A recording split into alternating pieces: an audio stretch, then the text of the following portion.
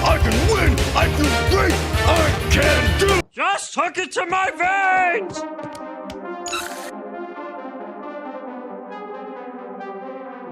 Savage. Whoo! And we are back. One Piece 995 is out. Links in the description. Spoilers ahead.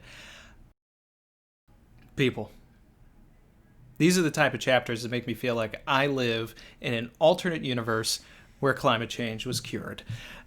This, I don't care if it's a hot take, this is chapter of the year. This is chapter of the year. This is chapter of the year right here.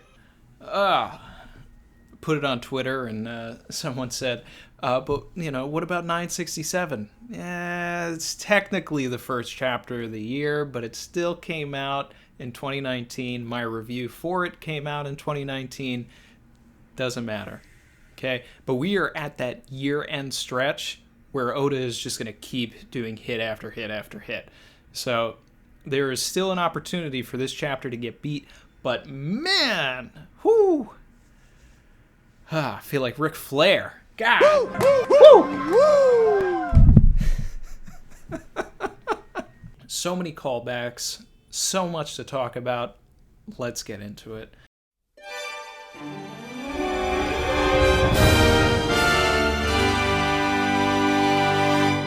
I've been talking about Tama for a long time, everybody. I've been talking about her. The return of Tama. Longtime watchers of this channel know that I have been saying that Tama is not done. She's coming back. Because Tama has to be involved. She's the get out of jail free card for this. She is going to be the MVP. That this arc cannot finish without Tama. It can't do it. She was the first person that we met in the arc, you know, when Luffy landed. Already adding importance to her. She's potential crewmate material as a cabin girl. But I said, and it makes so much sense for me if this is Tama. Now, we still don't have confirmation of who that shadow was. But I was immediately saying that has to be Tama. She had to have stowed away on one of the ships. I don't know how Kamachio also stowed away without anybody noticing. But, you know, hey. Still. She is so integral to this.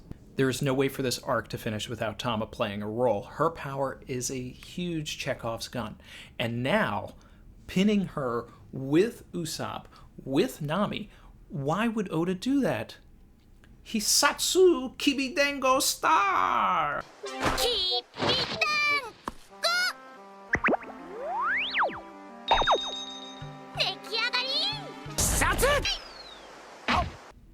Yeah! Did I just blow your minds, guys? She is going to pull balls off her cheek. She's going to be tossing them at Usopp. You get a star. You get a dango. You get a dango. But the first person that he's throwing it into is definitely going to be Ulti, and I can see it now. Ulti versus Page 1. Savage. Turn the crew of Kaido against themselves. And how bittersweet would that be, and how perfect, considering that Oda has been setting up this relationship between, you know, this sort of brother and sister thing between Pei and Ulti. So if she, and this would also be a great reveal, because I've been saying that if they work on regular beasts and they work on Smile users, you know, gifters, that it has to work on Zoans as well. It's time to find out. It's time to put this to the test. Usopp is going to shoot one of those things into Ulti. They're going to control Ulti. She's going to take out Page 1 for them. brains against brawn. We couldn't figure out how this was going to work, but Oda dropped Tama into our laps. This is how it's going to happen, people. This is what's going to happen. I'm calling it, and I'll take an L if I'm wrong. But, wow. Woo! I'll keep Ric Flairing. This chapter was amazing. I love the callback to losing my voice. Puberty's weird, guys. So I love the callback to Alabasta. Whoo! When I was first reading it, I didn't even get to the X-ray panel. I just saw the headbutt and I was like, "Oh, Oda's doing it. He's 4-ton batting him." Oh, he really did. Oda went and did it. He did the skull thing again. Oh, wow. Oh, shit. Nami's out? Usopp outlasted Nami? Whoa, okay, now we're getting into some stuff here. This man cannot catch a break. But what threw me for a loop even more than that was seeing that Nami was already taken out. Wow. Oh, guys. All of that stuff with Nami. This is the drama I've been waiting for. This is the kind of stuff that I love. Test the crew. Test them, Oda. Put them through the ringer. Come on. ケンさんごめん私家族がいないなんて言えないやたとえ命を落としてもなんとバカなことをそりゃ確かに血のつながりはないけどさ家族なんだルフィは海賊王になる男よ Her declaring that Luffy's going to be the Pirate King, you know, she's done it before, but this one was her best. This is great, you know, and it's also a callback to much earlier in the arc when Nami and Usopp are sitting on a bench and they're having a conversation basically talking about how long they would last if they got captured and if they would give everybody up. So I was waiting for that moment to, you know, sort of come back around and show us the resolve of these characters, that even when they're pushed to their limits, they're not going to give up on the crew. And that's what happened here. Ulti, someone whose will was broken by Kaido, someone who probably had their own dreams to become the Pirate King, heard Luffy say that he was going to be the Pirate King. It triggered her and all of her dreams, and now she is forcing the crew members to break their will and renounce their captain, which Nami does not. This is amazing. Don't sleep on this moment, people. Don't sleep on it. It is powerful. Ugh. Now I need the same thing from Usopp, though, because he was kind of being a little bitch. Savage. Sitting there saying, just give him up. Just give him up. And this is the same man who took a 4-ton bat to the face and stood up and said that Luffy will be the Pirate King. Come on, man. Stand up. Let me get that again. Stop it, Usopp. Stop it. Get some help. Savage. Stop it. He's back. All right. So he'll have that moment because he has to. And with Tama there, and, you know, he's going to be extremely instrumental in winning this battle. And if they continue to go around with Tama and he has a bunch of dangos, Usopp may be the key to all of this. You know, what if he shoots a dango into Kaido? They beat the Emperor because of God Usopp. Oh, God. Oh, man. Tama's going to be instrumental, guys. Do not sleep on her. And another time, I do want to throw this out, that I still am waiting for more information on Tama herself. I do believe that she is a Kurozumi. I believe that Orochi is her father, and that Tengu Yamahitetsu had some sort of ties to Orochi as well, because when Brook was searching through the castle, he found those Kokoyeshi dolls, And we know that Tangiyama Tetsu is a doll collector of the same variety. But, there's the purple hair, there's all of that, and it's just a poetic thing if, the two friends, Momonosuke and Tama, are from opposing families. So just throwing that back out there because I've said it before, but, now we're getting into some Tama stuff. Okay. Let's go to the beginning of the chapter. I just needed to get all of that out, guys. We started with a fan request chapter. We're done with the Capone Beige cover story. We're back to this. It's not a Noda Skywalker, but we have Luffy getting taught by an owl, and then we have the return of the Risky Brothers, which is weird because we know that the Risky Brothers were zombies, and that the real guys were part of the Capone Beige cover story. So it's like, we just saw the Risky Brothers, before, the real versions, and now we're seeing them again. We just can't get rid of these guys. Okay, but the real chapter, okay? I love Marco. This is one of my, top 10, maybe top 5 favorite characters. This was incredible. But how did a fight between Big Mom and Marco become the secondary thing that I talk about? That's how important that last section of this chapter was. Whew. So a lot of other people had different theories about it. I was like, no. Marco, Big Mom, they're brawling. I thought this was going to be a one-page thing. No, it ended up being a multi-page thing. We got Perospero jumping in. This part is awesome for a lot of reasons. Marco's one of my favorite characters. Big Mom is my favorite active Yonko. And Perospero is my favorite member of her crew. So all of this is going on. It's awesome. Marco's blue flame is proven to be hotter than Prometheus, which makes me wonder, is it hotter than magma? I love the fact that Perospero is using candy arrows, and that Big Mom even gets the upper hand on Marco is intense. It seems like everything is, it seems like it's the end for Marco. He says that I know just how dangerous you really are, which I've also been saying, that we have not seen the true power of Big Mom, but we will. And she even mentions this at the end, which I'm jumping ahead, but she mentions that she doesn't want to fight Marco without souls. So what is she going to have to do? She is going to have to collect some souls. I've been saying this. We're going to get a massive thing where she's just going to start pulling souls from people. Maybe it'll be a Shadows Asgard type thing.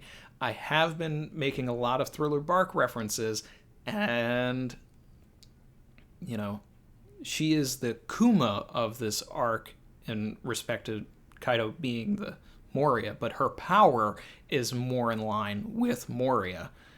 So I wouldn't be surprised if she can turn into a literal demon with a ton of souls inside of her.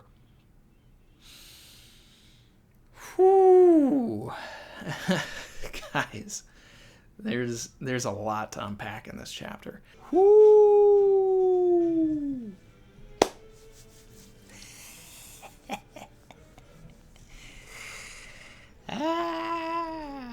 Savage. The Sulong sisters. Oh, please tell me they scarred Perospero with an X thing on his face.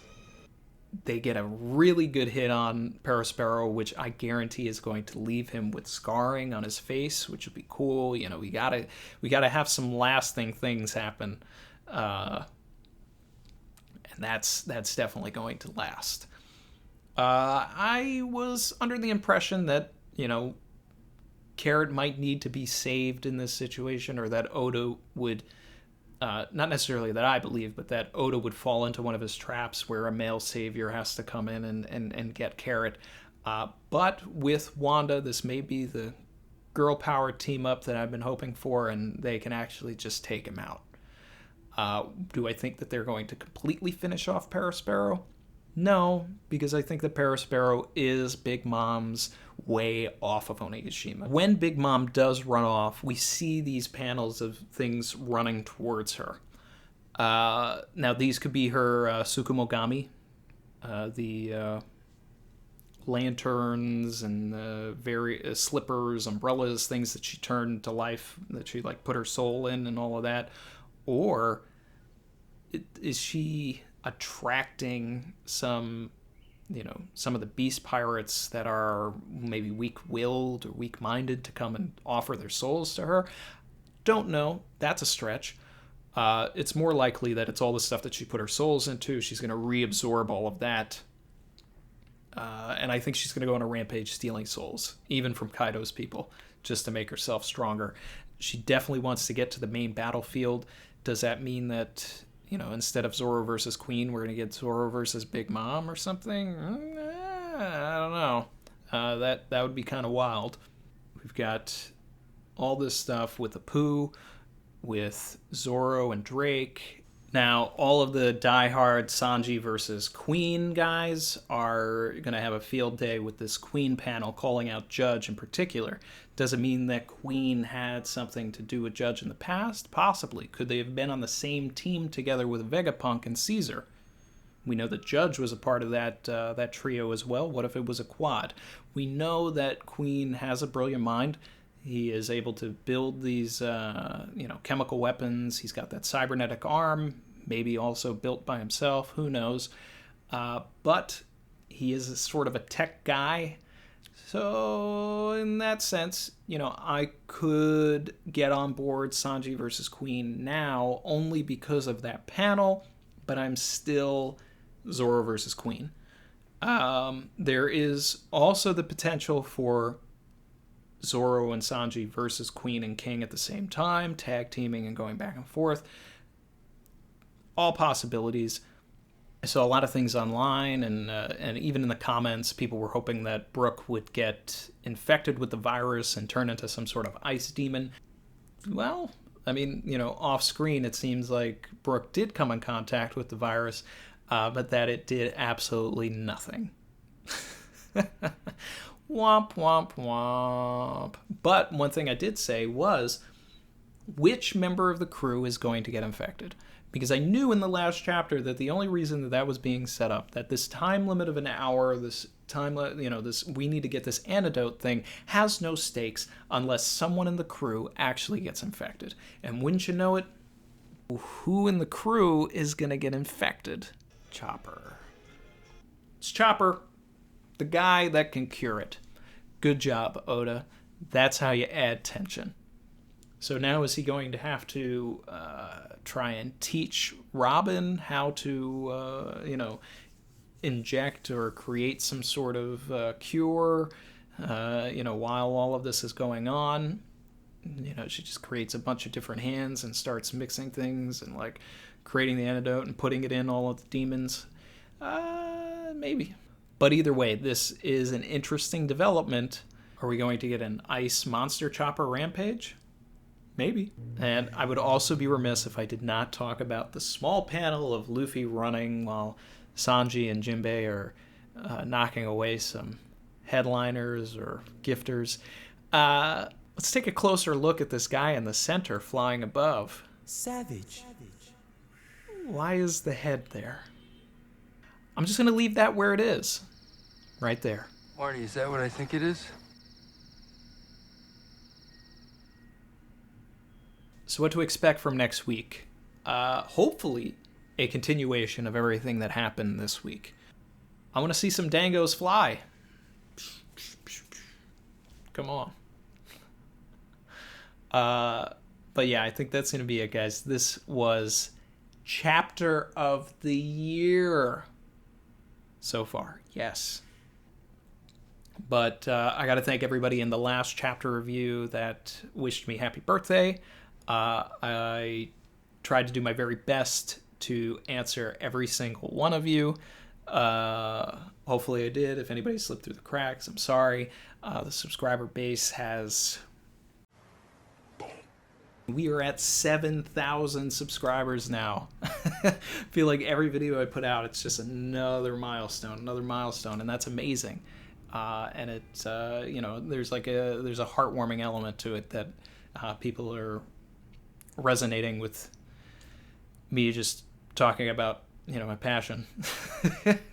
I did shoot a collection tour video. It's done. I was going to put it out on Friday, but then the chapter came out, so I was like, well, I'll let everybody do their chapter thing. I'll put the video out during the week. I'm working on the visual effects video. That'll be out when it's out. That's for the live action Netflix series.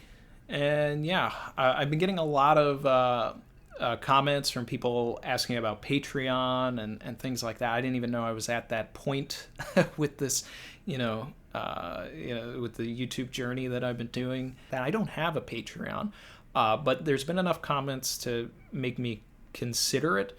The only thing about Patreon that I'm learning is that, if someone is supporting you there, there's an expectation for exclusive content and things like that.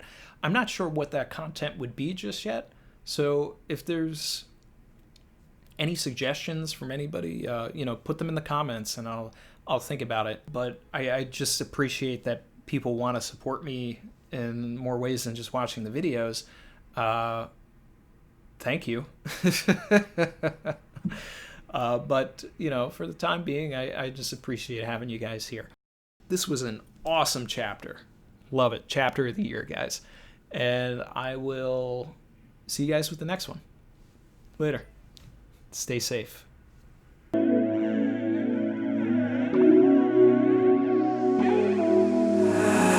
been swimming deep, deep. Savage.